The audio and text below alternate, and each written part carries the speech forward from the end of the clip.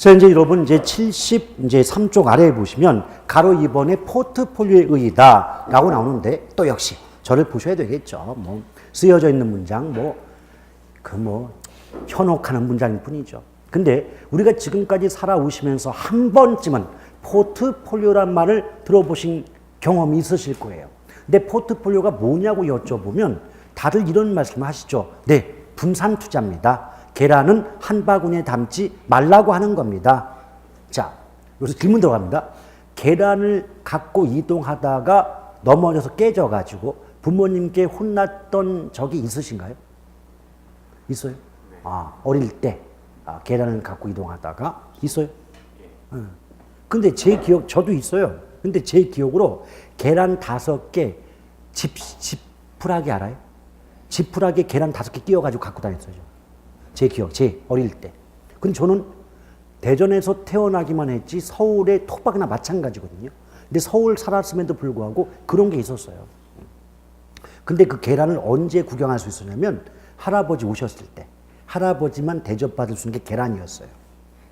근데 그걸 갖고 오다가 돌불에 걸려 넘어지는 바람에 이제 그 후에 닥칠 후폭풍을 알고 있기 때문에 이거는 생명의 위협을 느낀 나머지 못 들어갔죠. 통금이, 그 당시엔 통금이 있잖아요. 통금 못 들어가지고 엄마가 찾으러 왔는데 그럼 자식이 그 늦은 시간까지 안 들어왔으면 너 어디 있다고 왔어? 이 말이 나와야 되는데 계란은 이 말이 나오는 바람에 아이고 난 죽었구나. 근데 이제 다행히 매를 맞다가 정신을 잃기 직전에 할아버님이 발견해서 지금까지 살아오곤 있었습니다만은 하여튼 그런 일이 있었죠. 자, 계란 얘기를 하니까 이제 그런 생각 나는군요. 그런데 포트폴리오는 결국 분산 투자입니다. 그럼 질문합니다. 분산 투자의 반대말이 뭘까요? 이게 집중 투자입니다. 집중 투자를 전문 용어로 뭐라고 하겠습니까? 몰빵이라고 하죠.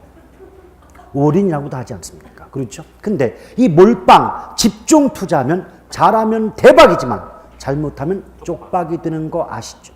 이 쪽박을 찬다. 그 말은 집중 투자는 그만큼 위험이 높다는 의미가 되죠. 이럴 때 여러 개 자산에 조금씩 나누어 투자, 분산 투자가 이루어진다면 집중 투자 시에 비해서는 전체적인 투자와 관련된 위험이 줄어들 수가 있는 것이고 그 위험을 줄임으로써 안정적인 이익을 얻고자 하는 관리 기법을 우리는 뭐라고 합니까?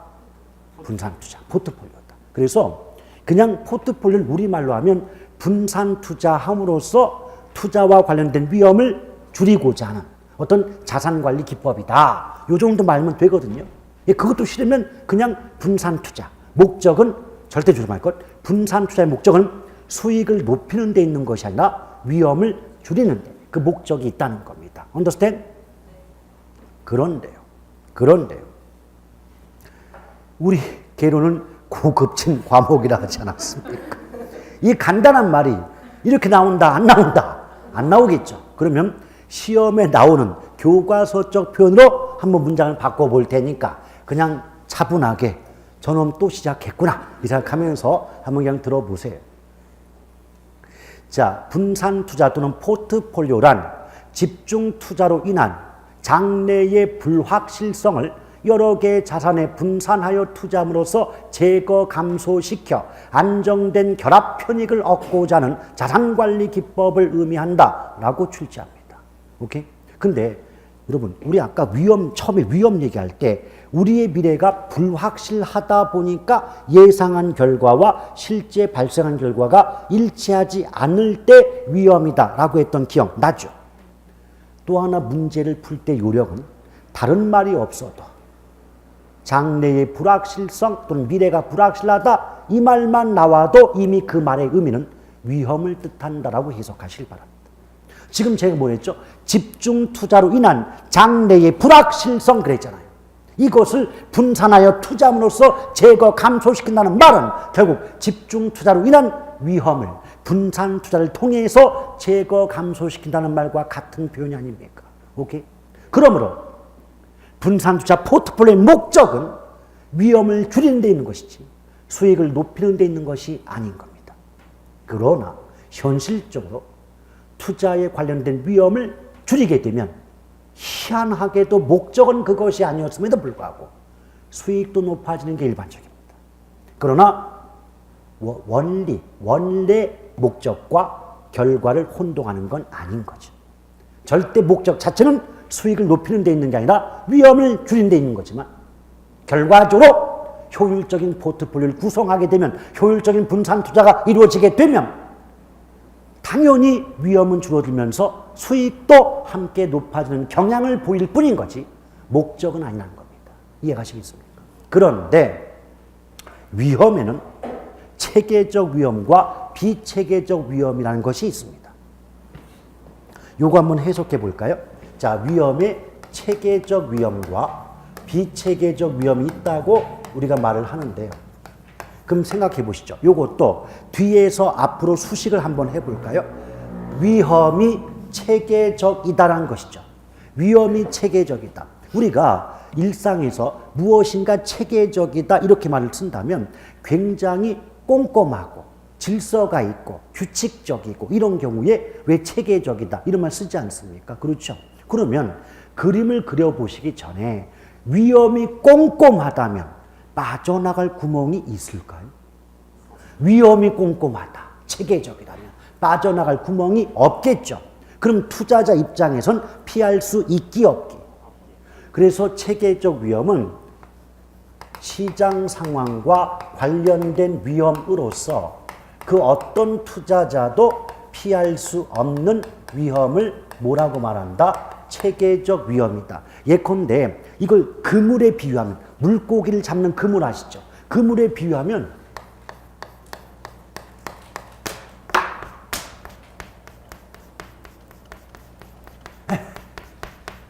이렇더라는 거예요 이게. 그물코가 너무 촘촘해가지고 빠져나갈 구멍이 없더라. 이걸 뭐라고 한다? 체계적 위험이다. 그러면 체계의 반대가 뭘까요? 비체계. 체계적이지 않으니까 아닐 비자를 쓰겠죠. 그러면 이걸 뒤에서 앞으로 수식하면 위험이 체계적이지 않다는 거 아니에요. 그러면 그물의 그물코가 촘촘하다, 촘촘하지 않다. 그럼 물고기에 따라서 빠져나갈 구멍이 있기 없기? 있기. 그러므로 비체계적 위험은 개별 자산과 관련된 위험으로서 피할 수 있는 위험이다 라고 보는 거예요. 그런데요, 제가 이 말씀을 왜 드리고 있느냐? 제가 조금 전에 포트폴리오, 즉 분산 투자의 목적은 위험을 줄이는 데 있다 하지 않았습니까? 그런데요, 체계적 위험은 그 누구도 피할 수가 없다라고 했죠. 위험을 피할 수 없다는 말은 그 위험을 누구도 제거시키거나 감소시킬 수 없다는 뜻이에요. 그러니 시장 상황과 관련된 체계적 위험은 아무리 효율적인 포트폴리오 분산 투자가 이루어진다 할지라도 체계적 위험은 전혀 제거 감소시킬 수 있기 없기? 없다는 거예요. 없다는 거예요. 그렇다면 남은 위험은 뭐밖에 없다. 그러면 결국 효율적인 포트폴리오 또는 포트폴리오의 구성을 통하여 제거 감소가 가능한 위험은 비체계적 위험인 것이지 체계적 위험은 아니지 않습니까? 그래요? 자, 그러면 이 두 가지 묶어서 문장을 만들어 볼 테니까 잘 들어보시죠. 포트폴리오 즉 분산 투자를 통하여 제거 감소가 가능한 위험은 비체계적 위험이며 시장 상황과 관련된 체계적 위험에는 아무런 영향을 주지 못한다. 체계적 위험에는 분산 투자가 아무런 영향을 주지 못한다는 건 결국 분산 투자 하더라도 체계적 위험은 전혀 줄이거나 없앨 수가 없다는 얘기 아닙니까? 그래요, 안 그래요? 그렇죠.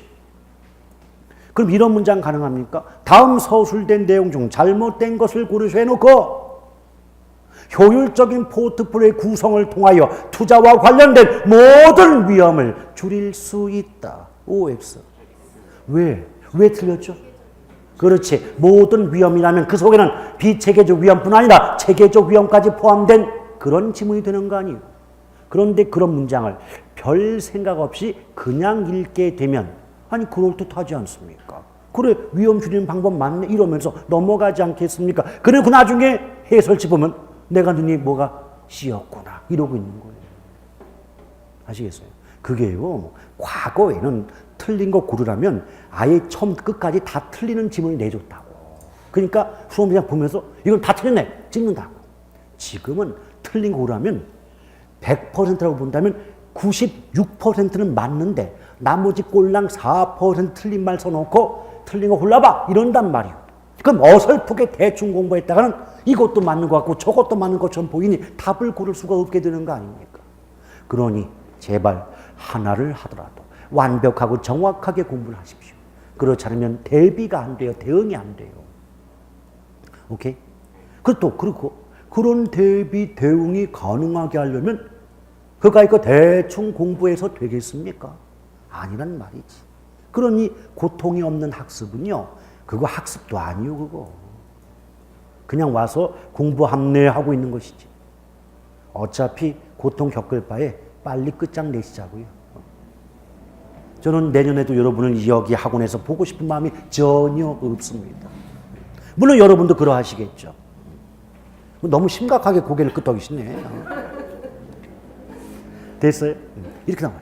자, 그러면 이렇게 말할 수 있을까요? 만약 문제에서 포트폴리오 효과라고 하면 한마디로 뭐 다른 말로 분산 투자 효과라고 할 수 있는 것이고 또 내용으로 따지면 비체계적 위험의 제거 감소 효과다라고 볼 수 있는 거 아닙니까? 그렇죠.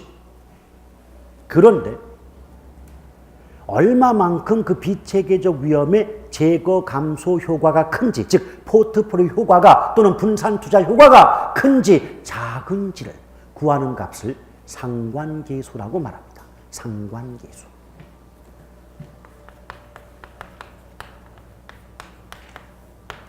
근데요, 제가 상관계수에 대해 설명하기 전에 상식적으로 한번 질문을 드려볼게요. 틀려도 괜찮아요. 여러분, 뭔가 분산 투자를 해서 위험을 줄이고자 한다면, 자, 분산 투자를 한다고 하면 이게 뭔가 같거나 비슷한 것에 투자를 해야 될까요? 다른 것에 투자를 해야 될까요? 왜? 같거나 비슷한 것에 투자를 하면 그 자체가 집중 투자가 되는 셈 아닌가요? 그럼 분산이 되려면 서로 다른 것에 투자를 해야 한쪽이 망해도 한쪽이 살아남음으로써 전체적인 투자 위험을 줄일 수 있는 거 아닌가요? 거기까지 이해되십니까? 그러면 자, 상관계수라고 할 때 상관의 의미가 뭘까요? 상관. 상호 관련돼 있다. 상호 관련돼 있다. 연결이 되어 있다. 오케이? 그러면 줄여서 상관성 그러면 상호 관련성이라고 말할 수 있겠죠. 그럼 상관성이 높다는 것은 상호 관련이 있다는 거고 같거나 비슷하다는 얘기가 아닐까요? 이해돼요? 그러면 우리 이렇게 말할 수 있죠. 상관성이 높으면 상관계수가 커요. 근데 상관계수가 크다면 상호 관련 있는 것끼리 묶었다는 얘기 아닌가요? 우리말로 하면 같거나 비슷한 것끼리 묶었다는 얘기 아닌가요? 그럼 집중이다 분산이다. 그럼 집중이 됐으니까 그만큼 분산 투자 효과는 크다 작다. 오케이? 그럼 뒤집어서 상관계수가 작다는 것은 서로 관련 없는 것끼리 묶었다는 얘기 아닙니까? 다른 것끼리 묶었다는 얘기 아닙니까? 그럼 그 자체가 분산이 된 거 아닙니까? 그럼 이런 말 가능합니까? 상관계수는 값이 클수록 분산 투자 효과는 작아지며 상관계수 값은 작을수록 분산 투자 효과는 커진다. 맞아요? 저 지금 하나도 안 썼잖아요. 여러분도 칠판 하나도 본 거 없고 그냥 말 들어보니까 그러네 이러고 있잖아요. 물론 이 말은 밖에 나가는 즉시 까먹습니다. 오늘 현장 집에 가셔서 누워 계셨을 때 가만 오늘 학교는 전에 뭘 배웠지? 아유 생각이 별로 안 나는데 그러시는 게 당연해요. 당연하다고요. 그런데 수업 시간만이라도 그 내용이 이해가 갔다면 학습의 효과는 충분히 발휘되고 있는 겁니다.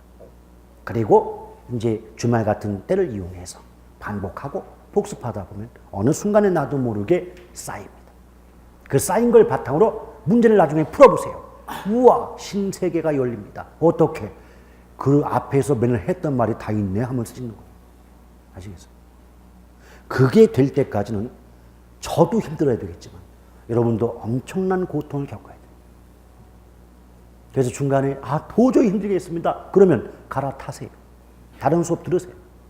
저는 그런 분들까지 내 품에 품어 안을 수가 없습니다. 끝까지 참고 견디는 사람만 인간이 됩니다. 그래서 제가 가장 좋아하는 선전이 코카콜라예요.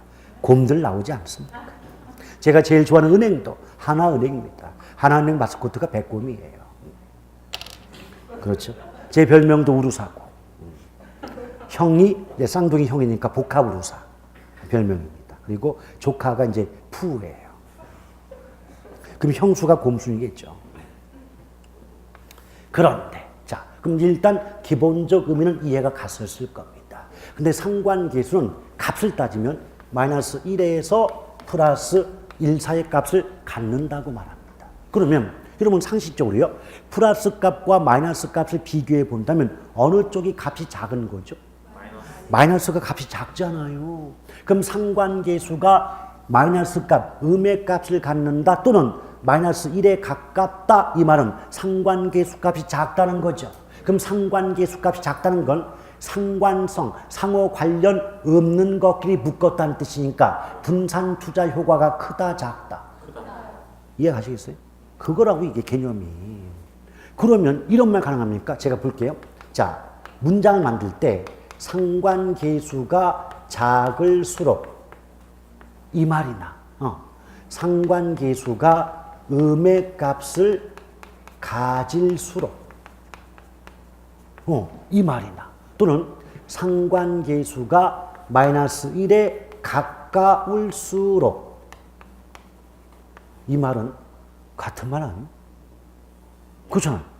마이너스 1에 가깝다는 거나 음의 값 갖는다는 거나 상관계수 값이 작다는 거나 똑같은 말 아니에요? 그럴수록 분산 투자 효과, 다른 말로 포트폴리오 효과는 크다 작다. 크다. 오케이. 자, 그러면 작을수록의 반대가 뭐유? 클수록. 음의 값의 반대가 뭡니까? 예, 양의 값 해도 되고요. 정의 값 해도 같은 의미예요. 또 마이너스 1에 가깝다의 반대는 예, 플러스 1 해도 되고 플러스는 플러스 안 써도 플러스야. 그렇죠. 그러면 상관계수가 플러스 1 또는 그냥 1에 가까울수록 1에 버리면 앞에서 했던 말과 정반대 아니에요? 그럼 분산 투자 효과가 크다 작다? 작다는 거죠. 이해하시겠어요? 그런데요. 이걸 이렇게도 바꾸는 거예요. 화살표를 잘 봐요. 지금 얘네들은 화살표를 그리면 상관계수가 작은 거죠. 그러니까 분산 투자 효과는 크죠. 얘네들은 화살표 그리면 상관계수가 큰 거죠. 그러니까 분산 투자 효과는 작죠. 그럼 상관계수와 분산 투자 효과 부분은 화살표가 같은 방향, 반대 방향. 비례 반비례. 그럼 이걸 가지고 상관계수와 포트폴리오 효과는 역의 관계에 있다는 문장을 만들 수가 있지 않을까요? 안 그래요? 맞잖아요. 아니, 값이 작으면 효과 크고 값이 크면 효과 작다. 그럼 반대 방향 아니냐고. 그러면 상관계수와 분산투자 효과 또는 포트폴리오 효과는 반비례 또는 역의 관계에 있다. 맞잖아요. 그러면 제가 누누이 무슨 말씀드립니까? 내용이 일맥상통한다면 문장표는 그까이 거야. 얼마든지 만들어낼 수 있는 거 아니란 말이지. 도대체 그따구 걸 왜 외우냐 되지. 외우려면 40개, 50개를 다 외우든지 한두 개 꼴랑 외워놓고 무슨 공부를 했다고 아시겠습니까? 여러분을 닥달하는 게 아니라 실제로 그러하다는 거예요. 실제로 그 몇 가지 외워가지고는 외웠던 보람도 안 나온다 이 말이에요. 아시겠어요?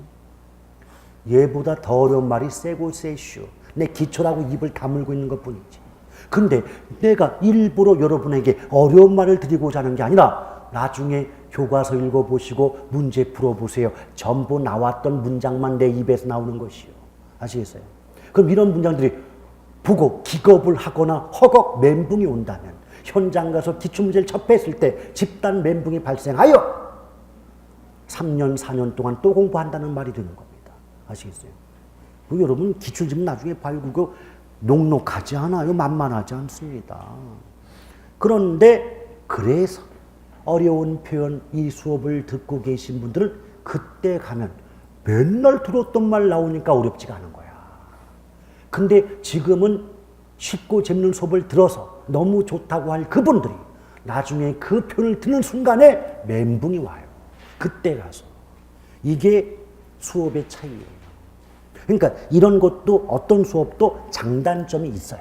장단점이 있지만 그러나 여러분이 판단을 하십시오. 과연 지금 쉽고 나중에 어려운 게 좋을 것이냐. 지금은 어렵지만 나중에 쉽게 풀고 고통 단축하는 게 좋을 것이냐. 그건 여러분이 판단하십시오. 아시겠어요? 그러나 어떤 수업도 100% 여러분의 모든 걸 만족시킬 수는 없는 겁니다. 됐죠?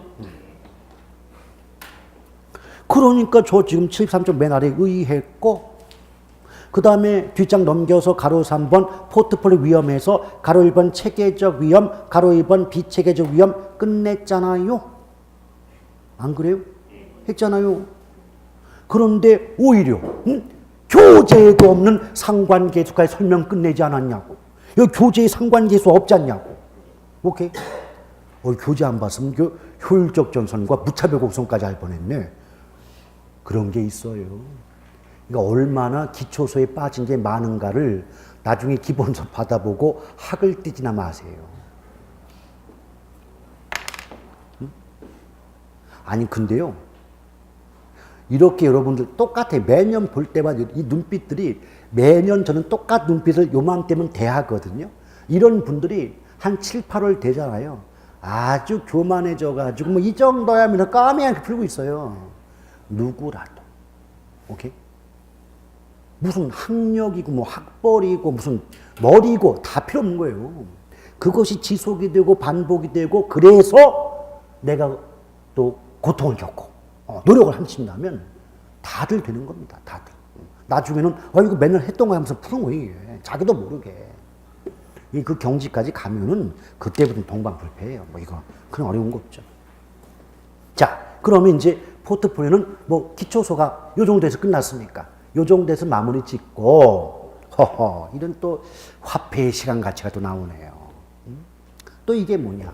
여러분 제가 항상 뭐 강조하죠? 제목 잘 봐라. 제목 잘 봐라. 저 같으면요 화폐의 시간 가치를 보면서 잠깐 시간이라는 글자를 없다고 볼 거예요.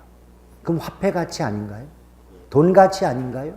근데 돈 가치인데 왜 가운데 시간이라는 말이 붙었을까? 아하, 돈의 가치는 시간에 따라서 같다 달라진다. 달라지지. 아니 단적인 예로 20년 전이나 지금이나 세종대왕께서는 10,000원입니다.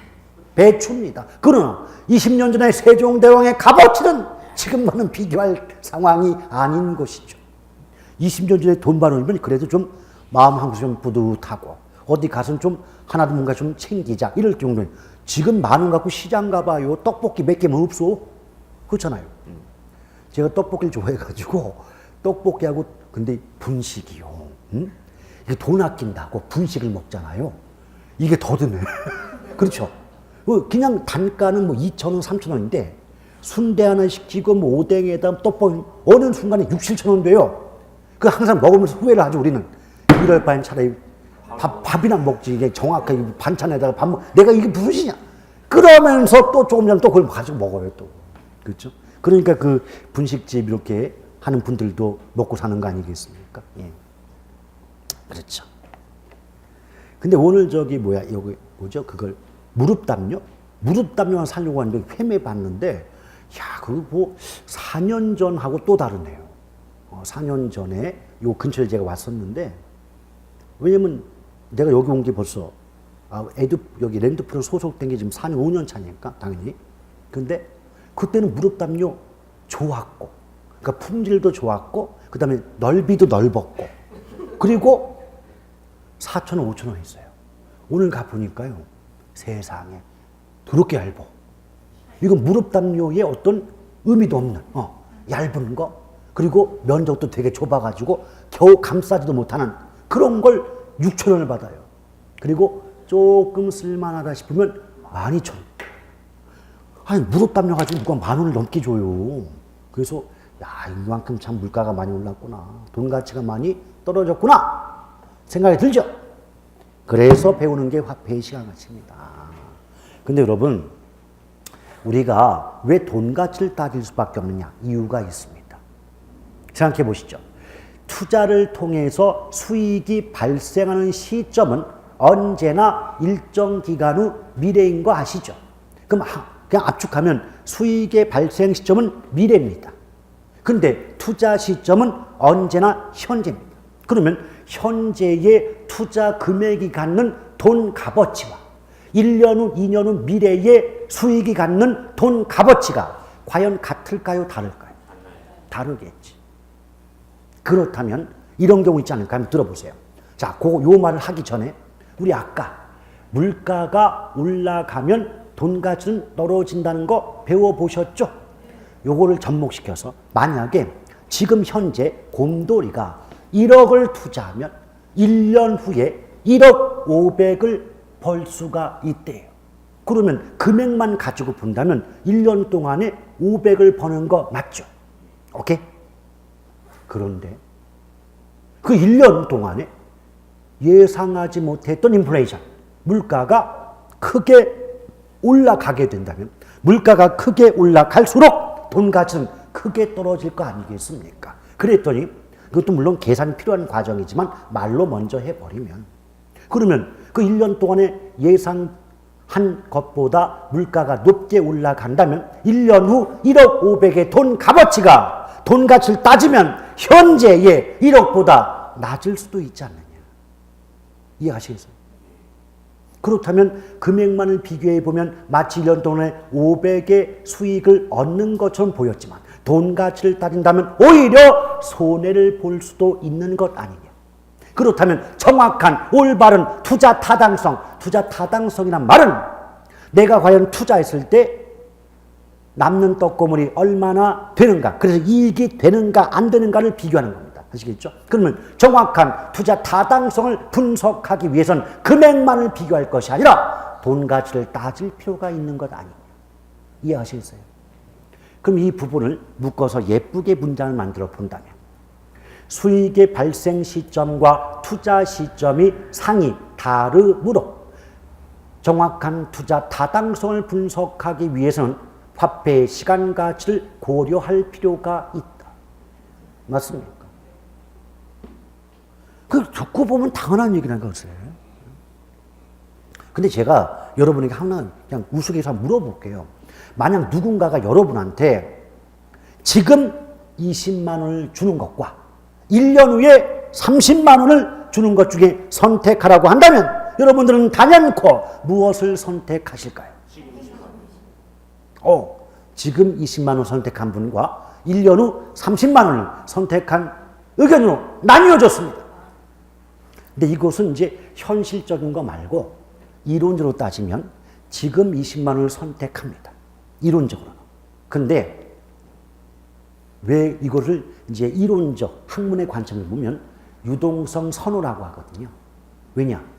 지금의 20만 원보다 잘못하면 1년 후에 30만 원의 돈 가치가 오히려 더 낮아질 수도 있는 거 아니냐. 물가가 높게 올라가 버리면. 이해하시겠죠? 바로 그런 이유 때문에 투자자들 또는 사람들은 미래의 돈보다 현재의 돈을 우선적으로 선호한다, 좋아한다. 이거를 학문의 관점에선 유동성 선호다. 이런 말을 써요. 이건 이론이고요. 현실적으로 1년 후에 30을 주겠다는 그분을 얼마나 믿으십니까? 1년 후에 안 주면 어떡합니까? 여기서 우리가 얻을 수 있는 교훈, 준다고 할 때 받아요. 준다고 할 때. 뭐 사양지심 그따구 거 필요 없어. 준다고 할 때 낼름 받는 게 우리의 행복을 담보하는 지름길이 아닌가 싶습니다.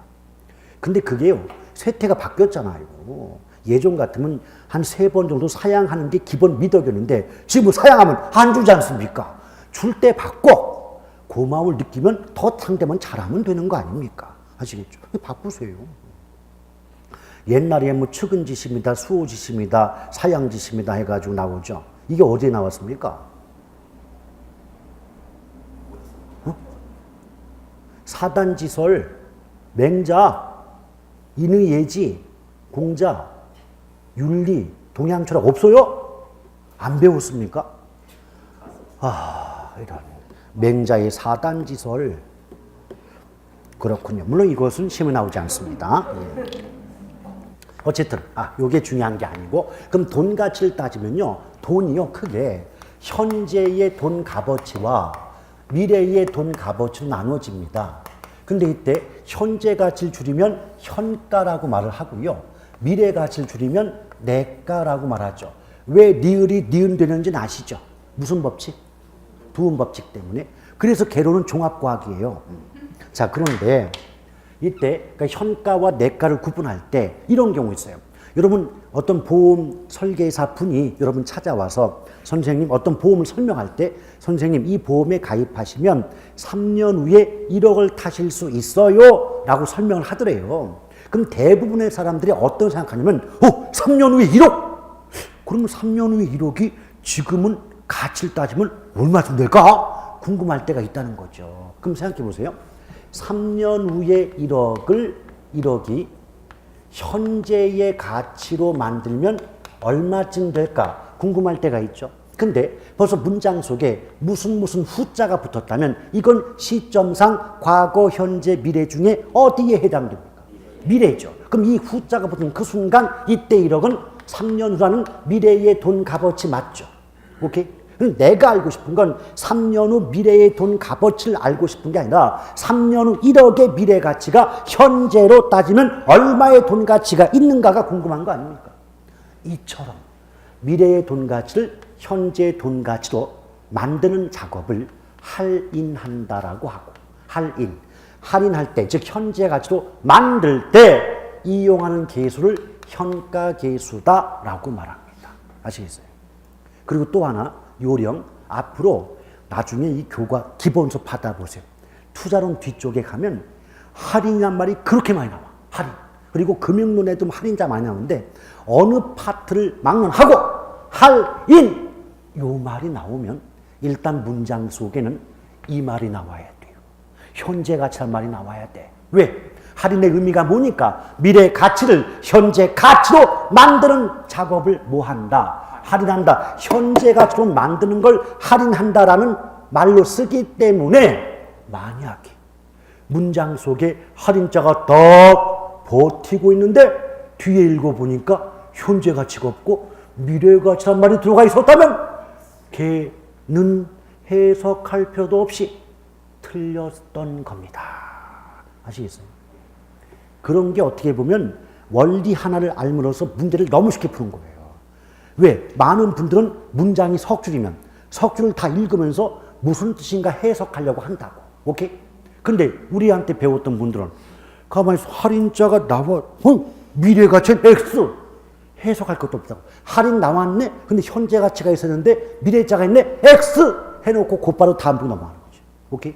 그럼 다른 사람들이 한 1분 걸릴 때 우리는 10초 만에 따닥 풀고 넘어가는 거예요.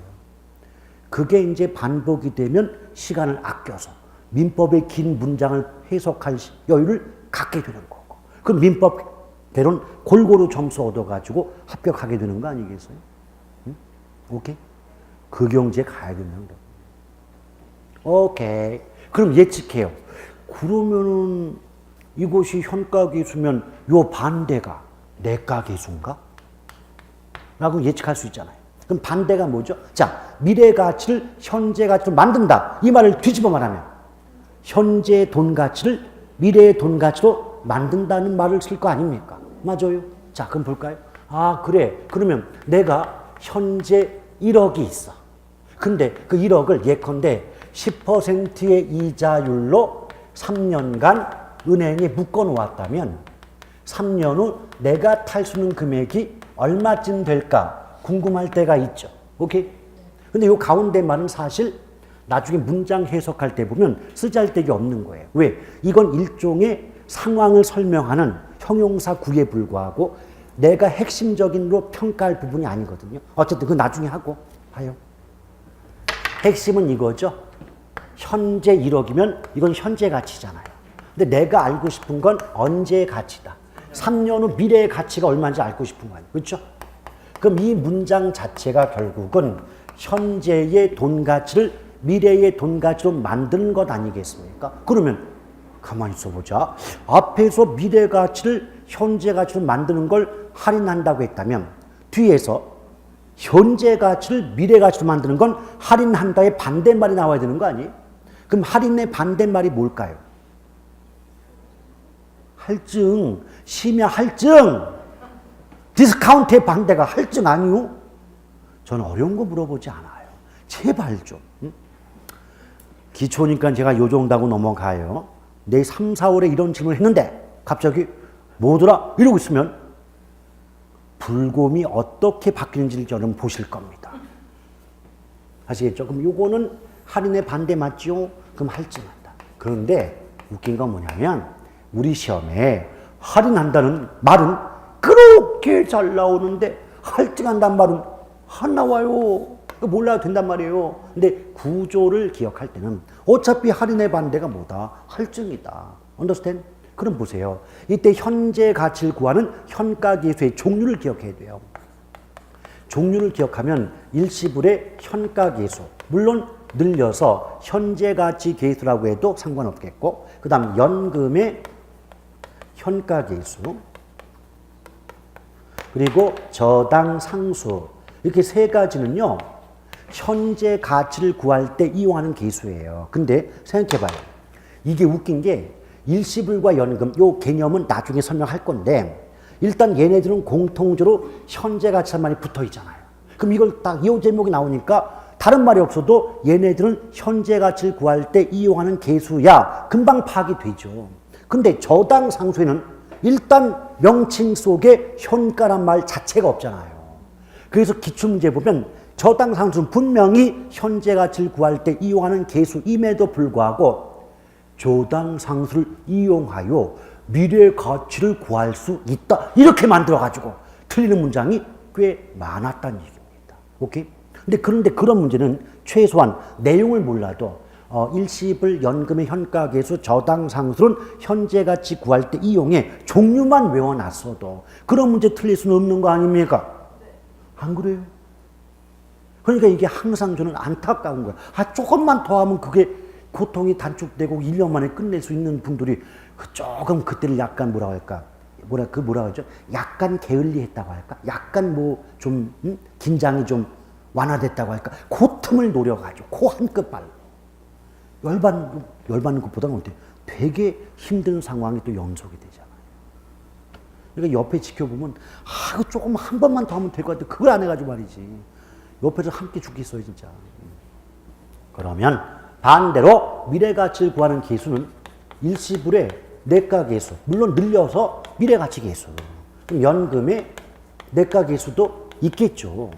그리고 감채기금계수하고 있어요. 지금은 기초 단계니까 제가 현가계수의 어떤 것, 또 내가계수에 무엇들이 있고 또 상호 역수관계가 있거든요. 이것만 보자 이거예요. 이런 말뜻, 하나하나 계수의 말뜻 같은 경우는 나중에 설명이 들어가요. 벌써부터 골아플 필요가 없어요. 다만 역수는요, 일시불은 현가, 내가가 역수예요.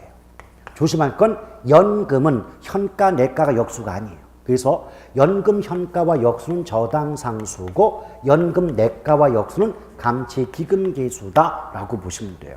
근데요, 이게 과거 기출문제를 보면 어떤 말이 있었느냐? 제가 분명히 일시불은 현가와 내가가 역수지만 연금은 현가, 내가 역수 아니라고 했잖아요. 근데 기출문제가 어떻게 나왔느냐? 일시불의 현재가치계수와 일시불의 미래가치계수가 역수인 것처럼 연금의 현재가치계수와 연금의 미래가치계수도 역수의 관계에 있다 그랬어요. 맞아요, 틀려요? 틀리잖아요. 근데 문장은 되게 길었지만 뭐만 알면 그래, 일시불은 뭔지 몰라도 현가, 내가 역수야. 연금은 현가, 내가 역수 아니다. 그거 하나만 제대로 기억해서도 아니 2.5점은 그냥 건지는 거 아닙니까? 안 그래요? 나중에 이 말이 여러분은 속이는 기만의 어떤 지문이 아니었다는 건 기출문제집 구입해가 그냥 풀로 볼 때가 있습니다. 그 기출문제집 보세요. 수업 시간에 했던 말이 다 거기 들어가 있지. 아시겠어요? 나중에 확인 다 합니다. 오케이? 오늘 대단히 수고하셨고요. 다음 주에 다시 뵙도록 하겠습니다. 고맙습니다.